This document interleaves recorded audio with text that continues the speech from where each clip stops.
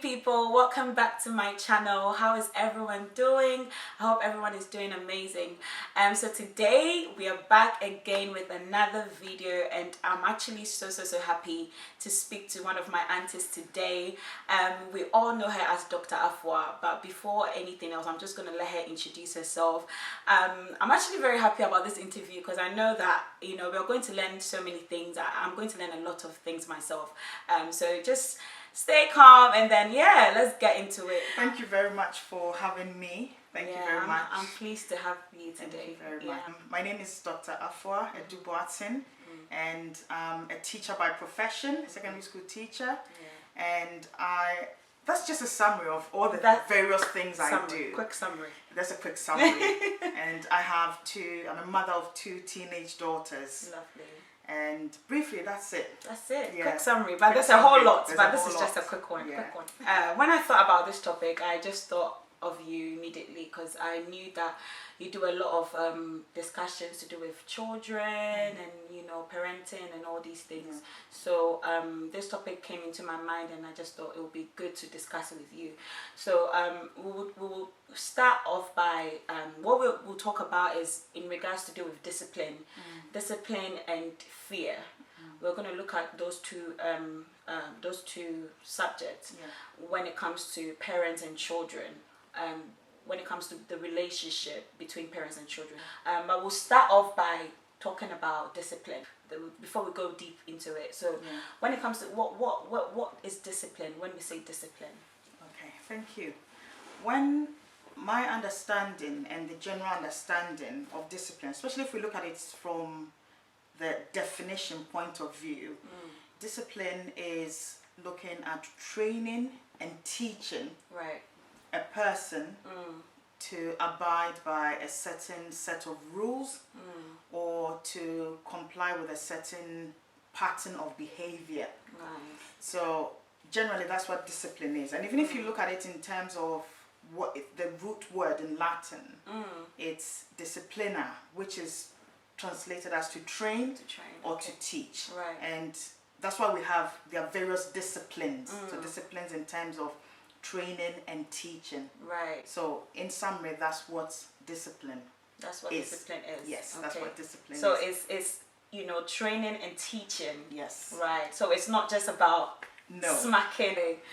The reason why I wanted to, you know, find out discipline, that word, because a lot of sometimes, especially within our African background, our African community, we see discipline as, you know, smacking and shouting and, you know, doing all those sort of rigid things. So when it comes to, you know, that discipline in terms of the relationship between a child and a parent, that's what I saw discipline as, you know. So if you can, like, you know, explain a little bit about the strictness and then the smacking side of it, I think that would be good. All right.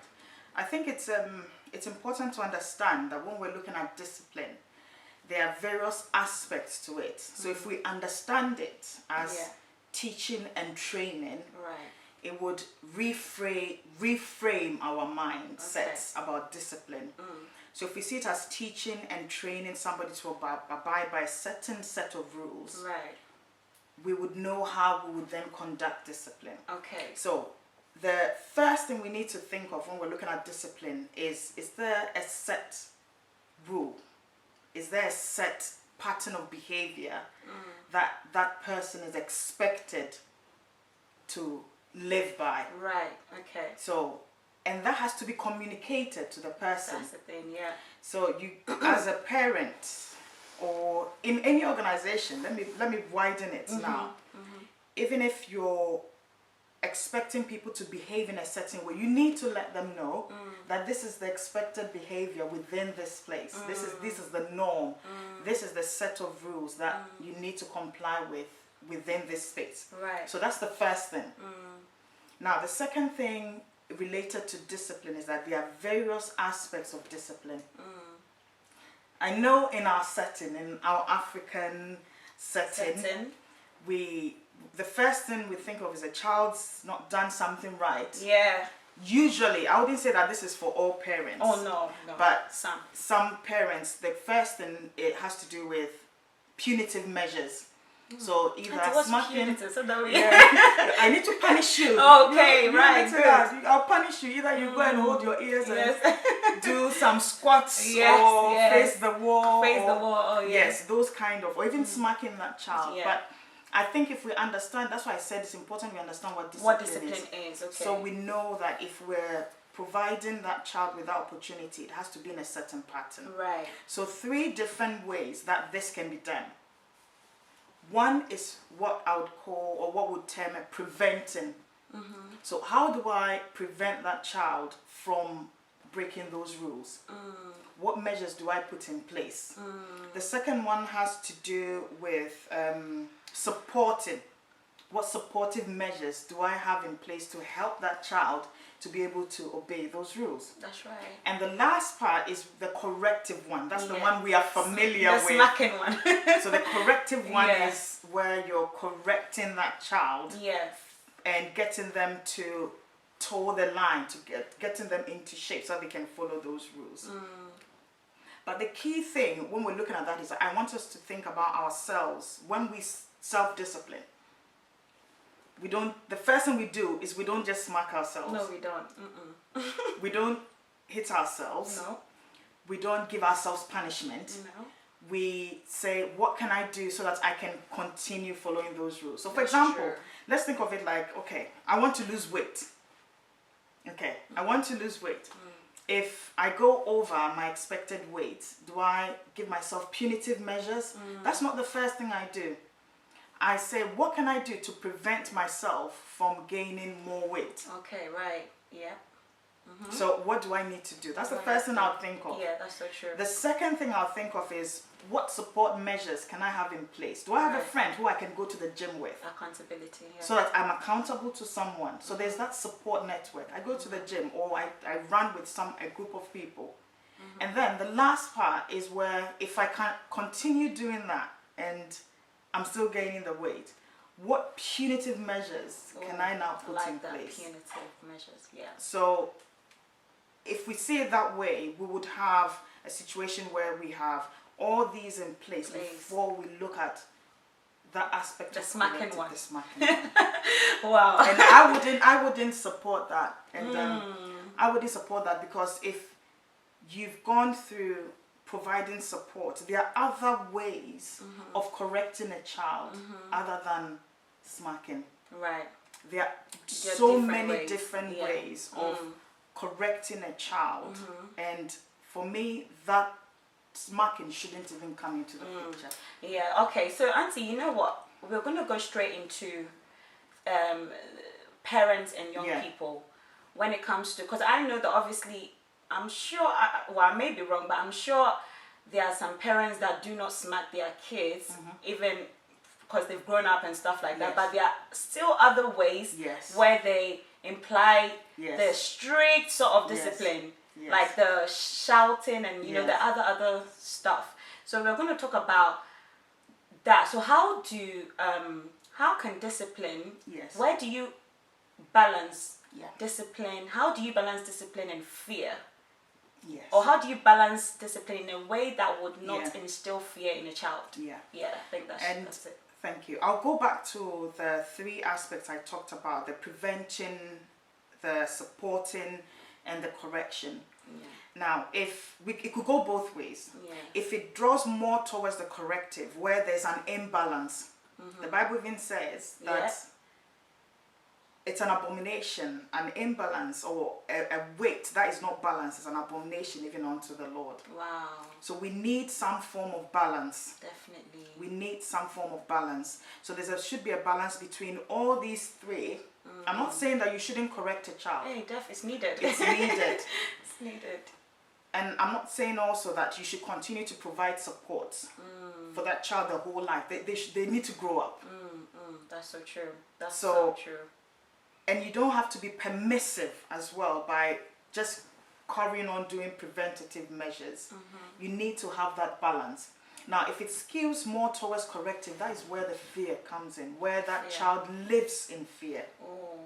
where that child lives in fear. There's godly fear, and that's the godly fear that leads to repentance. That's right.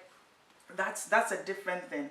But where that child lives in fear, or eventually, as Timothy would say, has that spirit of fear that it suppresses that child, it breaks that child's spirit because of those corrective measures which probably have gone overboard, then that is where the problem is. That's where the fear comes in.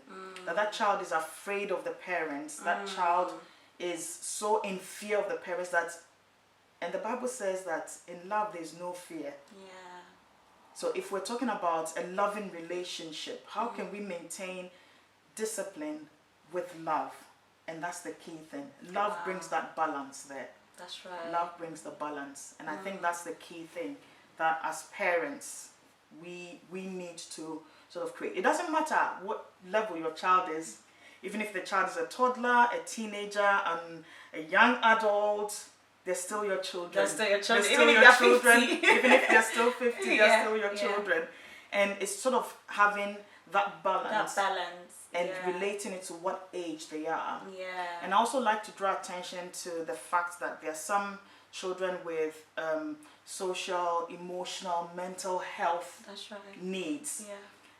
The form of discipline would also be different to them as well. So it's important that we recognize that if that child has social, mental, emotional health needs, then the form of discipline would also be different. So it has to be measured. It has to be measured. It has to be measured. Yeah. It has to be measured. Yeah. Based on the age and based on that child's social, emotional, mental health needs. It's really important. Because, Auntie, you know, I hear a lot of stories to do with, like, you know, young people that struggles to go and speak freely with their parents about, you know, certain things and stuff and all that. And obviously all these comes up to fear. Yeah.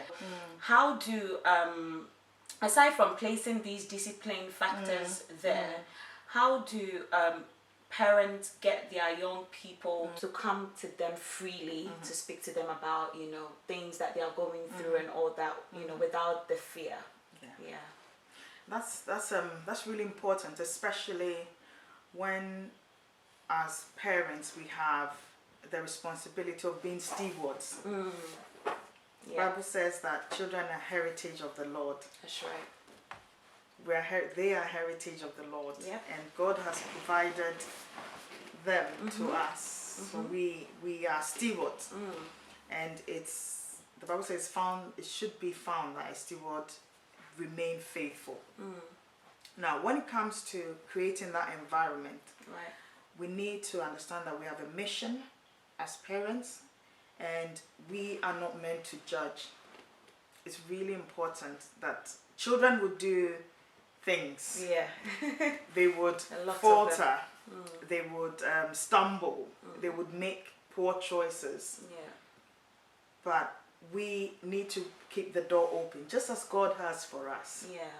That the Bible says that a righteous man falls 7 times, but what does he do? He rises up again. Yeah. And we need to understand that even when they fall, God has given us the grace to be able to pick them up and say, listen, you can carry on. Even though you've made a mistake, you can still carry on. Yeah. And I think it's us having, it's not an easy thing, especially if you've had to deal, as a parent, you've had to deal with repeated mistakes. Wow. You would get tired. And it's only God's grace that can keep you to be able to hold that child's hand. Never give up on your child. Never ever give up on your child. That's something I would want to encourage. Never give up on your child.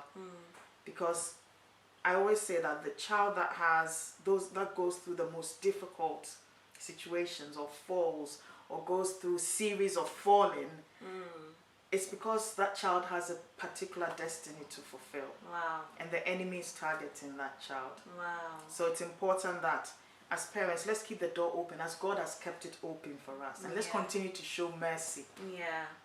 As God has shown us mercy. Yeah. Powerful. Powerful. Wow. Auntie, I don't even know what to say again. I don't know what to ask you again, because you've said it all, honestly.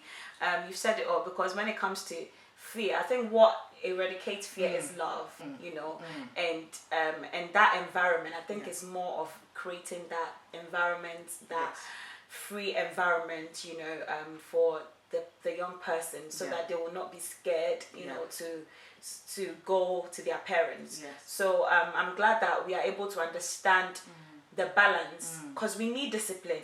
That's the thing. We cannot get. Even God disciplines us. We need it. We need it. But it's just that sometimes, you know, our cultural norms, you know, is all about it. I think it goes straight to discipline, and then it removes that deep connection. You know, so we don't have deep connection. All we have is just the strictness, and that's it. So I'm glad that you're able to explain that. So what would be your final words when it comes to those two subjects, discipline and fear? As a parent, I would say, just as I mentioned earlier, that having that balance, and more importantly, knowing your child. The most important thing is, if you continue forming that relationship with that child, you would know what form of discipline, and here I'm talking about all the three aspects.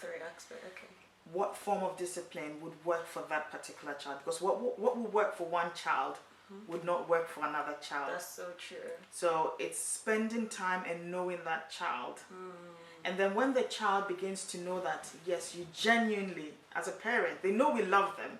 100%. But if mom or dad, or if you're a foster carer, or you're a foster parent or adoptive parent, they know that you have their back, they'll know that you're not happy with what they've done. So it's not, we shouldn't think that the fact that you are receiving them means that, oh, I'm happy with the mistakes you've made. We just want you to move forward. Want you to move forward. So it's important that we extend that hand of love, we extend that hand of mercy to whoever children God has put in our hands. And through that, when they know we genuinely love and care for them, love chases away all fear. So true. Love that. That's literally the highlight. Love chases away all fear. Auntie, thank you so much. This was a great conversation. I know a lot of parents and upcoming parents like me will definitely take on board these things, you know, because it's important. And one thing that I also wanted to, I know we're going to end the video, but I wanted you to clarify this one as well. When it comes to communicating the discipline aspect, how important is it to the child? It's very important. Now imagine yourself going into a space, a room, or an office, and you don't know what the rules are of that space. And someone comes up to tell you that you should have done this. Oh, but I didn't know about it. So we need to have that communication, set values. I think I've mentioned this on another platform before, that you as a family, you as a parent, with your children, set the rules for the house. It doesn't matter, you can actually even have like a tape, let them set the rules themselves. That's a clue. Right? Let them set the rules themselves. Let them say, okay, these are the rules for this household, and they all abide by it. We all agree to it. And then when that is communicated, and they know what the consequences are, it's important they know that this is what we've done. And also provide a support. As you're communicating, provide them with that support that, okay, these are the rules, but this is what we have to help you to be able to follow those rules. And they know what the consequences are. So communicating these two things, it's so important. It's really important. It's so important, because sometimes, the reason why I ask is, sometimes the child knows that you love them or whatever, but when you don't communicate these things with them, they can have resentment towards you, the parent, if you don't communicate. Because and even as adults, even as adults, if you don't know what the rules are, and you're suddenly stopped, and you're told you should have followed these rules, but I never knew that those were the rules. So it applies generally. So if they're aware of it, no matter how small that child is, start setting those rules. So even if it means that you throw your toys down, you pick them up yourself. Why do you need to pick them up? Because somebody could easily fall and hurt themselves. And I think as we're communicating, letting them know the consequences of them not following those rules is really important. So, for example, your young person goes out and you say, well, you need to be back before 11 p.m. You've set the rule, before 11 p.m. Why do I have to be back before 11 p.m.? So they need to understand why. Okay. That's the thing. Why?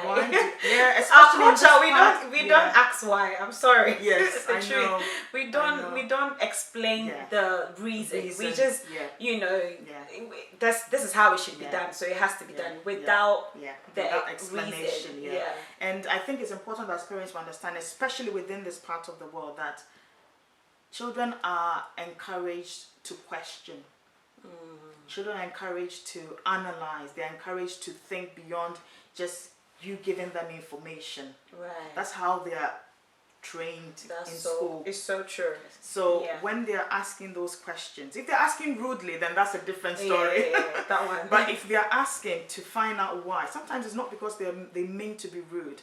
They want to understand what are the consequences. What's the rule of the game? So true. If you tell me what the rule of the game is, if you tell me what the consequences are, then they have ownership. It's important. They have ownership of that space. They have ownership of their own actions. That's right. And they know what the rules are. So communication is really important. But Auntie, one thing I wanted to say is, some of our, our African culture, when you ask why, it's a huge problem. Yeah, it's a problem. Why is that, please? And I think it's how we've been brought up. Because I was also brought up in that same environment. Sure. So you're asked not to question. A child was meant to, you exist, but you're not meant to be seen. You understand? Lord. So it's a cultural in most African cultures. That's it. The child isn't meant to even speak in the presence of unless you're asked to. So it's how people have been brought up, and that passes on to the children. Generations and generations. So it's how they've been trained. So if that they don't have the opportunity to open themselves up to new forms of discipline and training up children, then those people might be stuck in that, because that's the only method they know.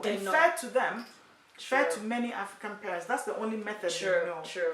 That's what they got. Yeah, that's what they got. So that's how, and we would think, oh, we turned up good. So you should also turn up good. But also realizing that it's a different environment compared to probably most African countries or cities or towns or villages where they grew up. So it's a whole different thing. So I would encourage, especially the young ones who are the young ones. The young ones, just looking at the environment. How can you raise up a child to be a good citizen of that particular place, and looking at the rules and following rules and obeying and looking at a mode of behavior would be helpful for that person to be a responsible adult and a blessing to society. Thank you so much, Auntie. I think we were supposed to end it, but it's okay. We'll end it now. We'll carry. Thank you so much for your advice. Thank you for speaking on this. I know a lot of us are blessed, so we'll end the video now. Thank you everyone for watching this video. Please let us know your comment, and comment below what you think about this subject, and then whatever your thoughts are, I'll definitely share it with Auntie, and then we'll know what your opinions are as well. So thank you so much for watching, and if you haven't subscribed on our channel, please join the family. This is a community. We need each other's stories and advice and experiences so that we can grow and learn. So thank you again, and we'll see you in the next video. Take care. Bye.